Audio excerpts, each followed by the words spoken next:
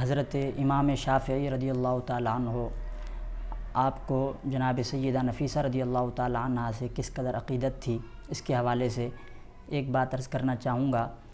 جناب سیدہ نفیسہ رضی اللہ تعالیٰ عنہ آپ حضرت امام حسن کی اولاد میں سے ہیں۔ جب جناب سیدہ مصر تشریف لے گئیں اور امام شافعی رضی اللہ تعالیٰ عنہ کو خبر ہوئی کہ ہمارے شہر میں حضور علیہ السلام کے خاندان میں سے جناب حضرت امام حسن رضی اللہ تعالیٰ عنہ کی اولاد میں سے جناب سیدہ نفیسہ تشریف فرما ہوئی ہیں، ہمارے شہر میں تشریف لائی ہیں، تو حضرت امام شافعی کی عقیدت کا عالم یہ تھا کہ جب بھی حضرت امام شافعی بیمار ہوتے، جب بھی آپ بیمار ہوتے تو پیغام بھیجتے کہ جناب سیدہ میرے حق میں دعا فرمائیں کہ اللہ تعالیٰ مجھے صحت عطا فرمائے، شفا عطا فرمائے، بلکہ اپنے شاگردوں کو بھیجا کرتے کہ جاؤ جناب سیدہ سے میرے حق میں دعا کرواؤ۔ اور جب بھی شاگرد جاتے جناب سیدہ امام شافعی کے بارے میں، امام شافعی کے حق میں دعا کرتیں، تو نور الابصار کے اندر موجود ہے کہ جب شاگرد جاتے جناب سیدہ دعا کرتے، ابھی شاگرد پلٹ کر نہیں آیا کرتے تھے کہ اللہ رب العزت پہلے ہی امام شافعی کو صحت یاب فرما دیا کرتا تھا۔ یہ جناب سیدہ کی دعا کی قبولیت کا عالم تھا کہ ابھی شاگرد پلٹ کر مدرسے نہیں پہنچا کرتے تھے کہ پہلے ہی امام شافعی صحت یاب ہو جاتے۔ اور جب امام شافعی آپ اپنے مرض الوصال میں مبتلا ہوئے، جب امام شافعی رضی اللہ تعالیٰ عنہ آپ کا وقت وصال قریب آیا اور آپ بیمار ہوئے، تو آپ نے اپنے شاگردوں کو بھیجا کہ جاؤ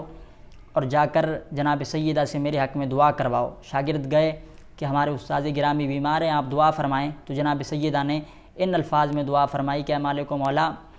حضرت امام شافعی کو اپنی زیارت سے مشرف فرما، اپنے دیدار سے مشرف فرما۔ جب امام شافعی رضی اللہ تعالیٰ عنہ کو اس دعا کی خبر ہوئی تو آپ فرماتے مجھے اندازہ لگ گیا، مجھے اس بات کا اندازہ ہو گیا کہ اب میرا وقت وصال قریب ہے، اب میرا آخری وقت قریب ہے۔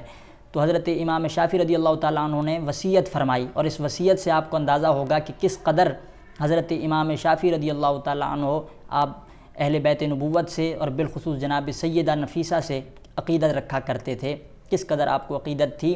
آپ نے وصیت فرمائی کہ جب میرا وصال ہو جائے تو میرا جنازہ جناب سیدہ نفیسہ کے گھر کے سامنے ادا کیا جائے، جناب سیدہ کے گھر کے سامنے میرا جنازہ ادا کیا جائے، اور پھر اس کے بعد آپ فرماتے ہیں اور جب میرا جنازہ پڑھ لیا جائے تو جنازہ ادا کرنے کے بعد جناب سیدہ اپنے گھر میں تشریف فرما ہو کر میرے حق میں دعائے مغفرت فرمائیں، جناب سیدہ میرے جنازے میں میرے لیے مغفرت کی دعا فرمائیں۔ اور وصیت کے مطابق آپ کا جنازہ جناب سیدہ کے گھر کے سامنے ادا کیا گیا، اور جناب سیدہ نفیسہ رضی اللہ تعالیٰ عنہ نے گھر کے اندر موجود ہو کر